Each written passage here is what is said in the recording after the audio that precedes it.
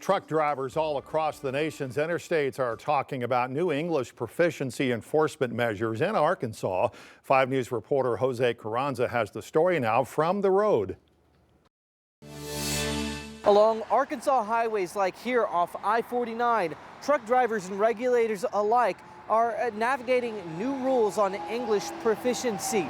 It's a change targeted at safety, but not everyone agrees on its impact. A new federal executive order now enforces English proficiency for commercial drivers. The rule aligns with a long-standing requirement from the Federal Motor Carrier Safety Administration, which aims to ensure drivers can read road signs and keep accurate logs for safety. It's always been a federal law under the FMCSA that you have to understand English because it's a safety issue.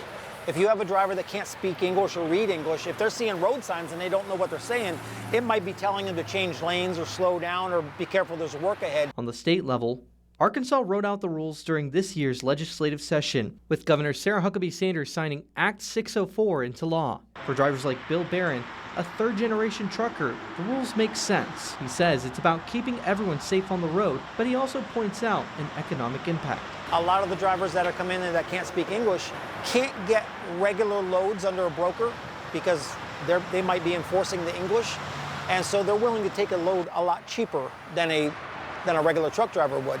And that brings the rates down for everybody. The Arkansas Department of Transportation says enforcement focuses on safety checks, not language tests. An RDOT spokesperson notes officers assess proficiency during routine inspections, with the act outlining fines for offenders. The state prioritizes weight compliance at weigh stations. Arkansas Highway Police are not pulling over commercial truck drivers saying, hey, prove to me that you know how to speak English. We've not been doing that. Some worry the rules could over-regulate, with Barron saying more red tape could hurt small businesses. But others believe this enforcement is creating fairness for American drivers. In Springdale, covering the news where you live, Jose Carranza, 5 News. A crash involving a chicken truck created some delays for hours this afternoon on Highway 72 near Gravette High School. Dozens of chickens crossing the road after the truck they were in overturned. That scene, by the way, cleared about a half hour or so ago. RDOT says the driver of the truck was not injured. Early voting continues in Benton County. One measure on the ballot is asking Gentry homeowners to increase the Gentry School millage.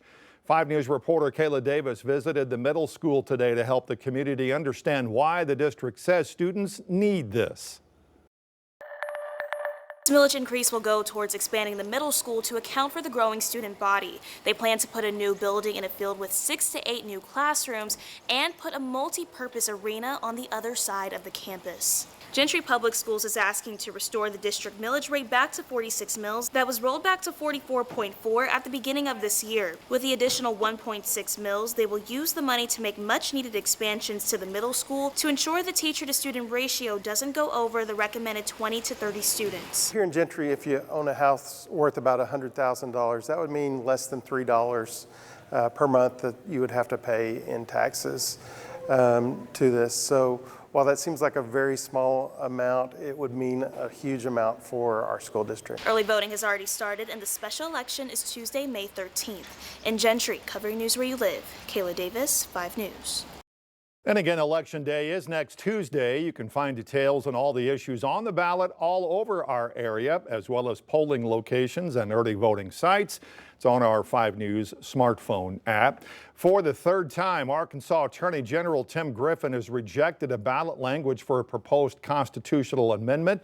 That amendment, brought by the League of Women Voters in Arkansas, centers on reforming the state's ballot initiative process. 5 News reporter Jacob Luthi in the studio now with us. And Jacob, this latest rejection tied to a new law that was passed just this year.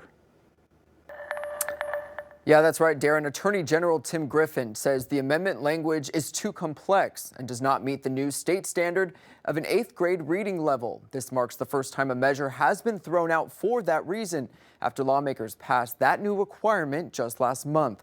Now, in his opinion, Griffin says the proposed amendment scored a 12.2 on the Flesch-Kincaid grade level scale, which is considered to be well above an 8th grade reading level.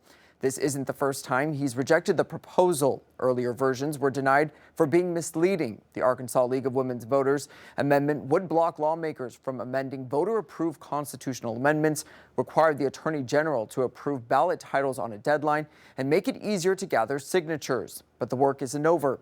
Attorney David Couch, who's behind the effort, says they've taken the feedback and will submit a revised version.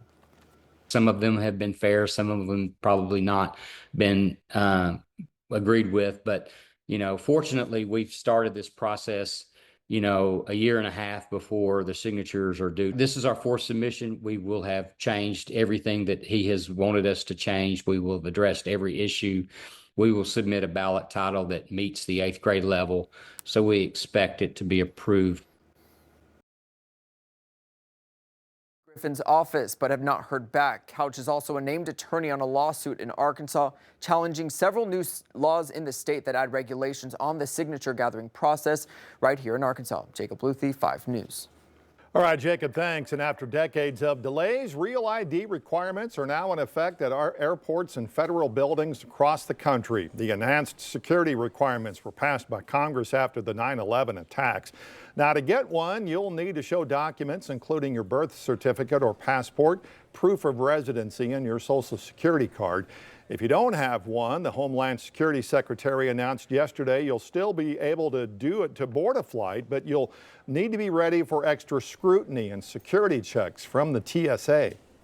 If you don't have your real ID, TSA will work with you to try to verify your identity in other ways. That's not guaranteed to get you through the checkpoint. That's why if you don't have a real ID or any other real ID compliant identification, it's important to arrive even earlier to the airport so that they can work with you.